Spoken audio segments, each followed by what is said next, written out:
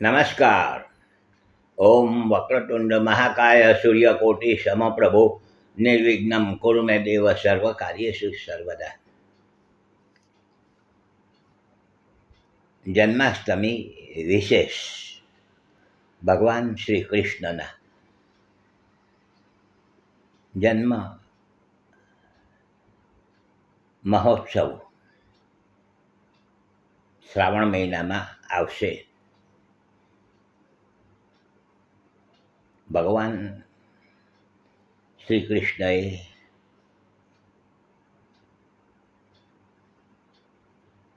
પોતે પૂર્ણ સ્વરૂપમાં પોતાના પૂર્ણ સ્વરૂપમાં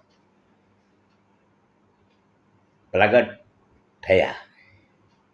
જન્મ થયો એમ તો હું ન કહું, પરંતુ પ્રાગટ્યોત્સવ પ્રગટ થયા. ભગવાન શ્રી કૃષ્ણની આપણે બધા મોટા ભાગે વાતો જાણતા જ હોઈએ છીએ કે ભગવાન શ્રી કૃષ્ણનો જન્મ મથુરામાં થયો. વૃંદાવનમાં બાળપણ એમનું રહ્યું.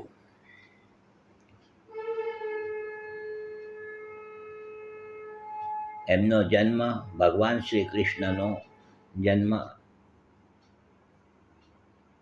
થયો હતો જેલમાં, એમ કહેવાય. જેલમાં થયો અને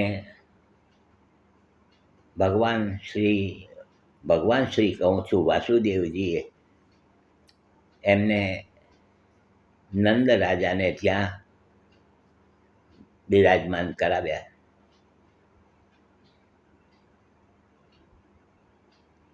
એમના જે જેલના તાળા હતા એ પણ ખુલી ગયા. યમુના માતાએ રસ્તો આપ્યો. ઉપર નાગ, જેને કહેવાય ભગવાન પોતે જ હતા. વિષ્ણુ ભગવાનનું સ્વરૂપ આ કૃષ્ણ, એમનો અવતાર.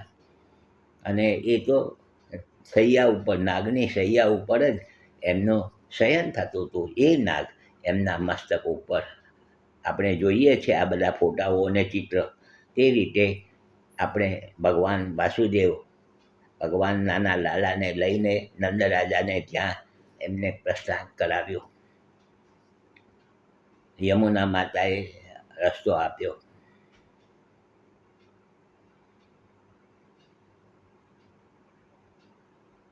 ભગવાન શ્રી કૃષ્ણનો જન્મ મથુરામાં અને એમનું જે બાળપણ છે તે વૃંદાવનમાં. વૃંદાવનની કુંજ ગલીઓ, ઓહો હો, એમની તો જ્યારે વાતો કરીએ છીએ ત્યારે આપણને અંદરથી ખૂબ, જેને કહેવાય, આનંદ થઈ જાય છે. આનંદ થઈ જાય છે. આજે પણ વૃંદાવનની જે ગલીઓ છે તે સાક્ષી પૂરે છે કે ભગવાન શ્રી કૃષ્ણએ અહીંયા બાળપણ ખૂબ સારી રીતે રહ્યા હતા. આવા ભગવાન શ્રી કૃષ્ણની જેટલી પણ વાતો કરીએ આપણે એટલી ઓછી છે. જેટલું પણ કહીએ એટલું ઓછું છે. કૃષ્ણનો અર્થ જ થાય છે આકર્ષણ. કૃષ્ણનો અર્થ છે આકર્ષણ. કૃષ્ણ બધાના જ હૃદયમાં નામ પડતાની સાથે જ એનું અંદરથી આકર્ષણ થઈ જાય છે કે લાલાને આપણે લાડ લડાવીએ. નાનો બાળક અને કોઈ પણ જેને કહેવાય, નાના જેને ત્યાં બાળકના જન્મ થાય છે એ બધા લાલા જ કહેવાય છે, લાલા જ છે. અને એને એનો જે આપણે રમાડવાનો જે ઉત્સાહ થાય છે તે તો કંઈક અનેરો જ છે. તેવી રીતે ભગવાન શ્રી કૃષ્ણ જાતે લાલા, નાનું સ્વરૂપમાં, તો એને તો કેટલો આનંદ થાય, કારણ કે એણે તો લોકોના હૃદયમાં સ્થાન મેળવી દીધેલું. આકર્ષણ છે. તો આવા શ્રી કૃષ્ણની મારે થોડીક ગુણગાન ગાવા છે, વાતો કરવી છે. જોડાયેલા રહેજો. કાલે આપણે પાછા થોડીક વાત કરીશું. હસમુખલાલ ઝવેરીના સૌને નમસ્કાર. જય શ્રી કૃષ્ણ. ઓમ નમઃ શિવાય.